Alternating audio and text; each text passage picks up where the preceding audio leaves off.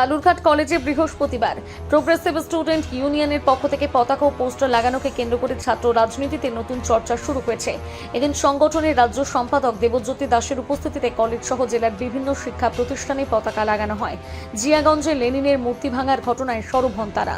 দেবজ্যোতি দাস অভিযোগ করেন, গত 15 বছরের অধিকাংশ কলেজে ছাত্র সংসদ নির্বাচন না হওয়ায় ছাত্রছাত্রীদের গণতান্ত্রিক অধিকার ক্ষুণ্ণ হয়েছে।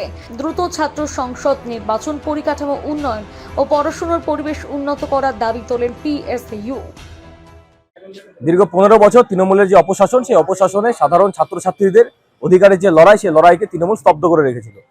গোটা কলেজের, বালুঘাট কলেজের কোনো রকমের মান উন্নয়ন হয়নি, ছাত্রছাত্রীদের ফিস বৃদ্ধি হয়েছে। আমরা ছাত্রদের জানান দিতে চাই যে পিএসইউর সমাজতন্ত্র, শান্তি, প্রগতির যে শ্বেত পতাকা, সেই শ্বেত পতাকার তলে ছাত্র সমাজ এক হোক এবং অবিলম্বে ছাত্র সংসদ নির্বাচনের মাধ্যমে সুষ্ঠুভাবে স্কুল কলেজ পরিচালনা করার জন্য যে জিএস, এজিএস সমস্ত বোর্ডগুলো গঠন হোক এবং স্কুলে ক্যাম্পাসের যে পরিকাঠামোগত মান, শিক্ষক ছাত্রের মধ্যে যে সুসম্পর্ক, এই সম্পর্ক যেন বজায় থাকে।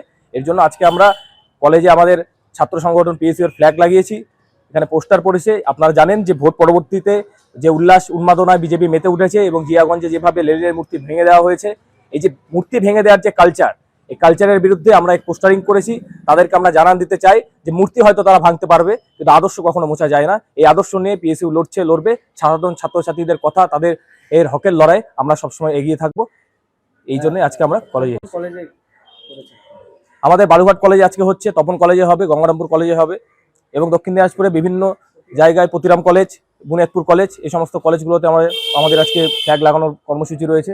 এছাড়া বিভিন্ন স্কুলগুলোতে ফ্ল্যাগ লাগানোর কর্মসূচি রয়েছে। ছাত্রছাত্রীদের ঐক্যবদ্ধ করে তাদের মেম্বারশিপ দেওয়া, নতুন করে তাদের মধ্যে যে সমাজতন্ত্রের ভাবনা, সেই ভাবনাকে জাগিয়ে তোলার আমাদের চেষ্টা চলছে। বালুরঘাট থেকে রিপন ভৌমিকের প্রতিবেদন, নিউজ টুডে।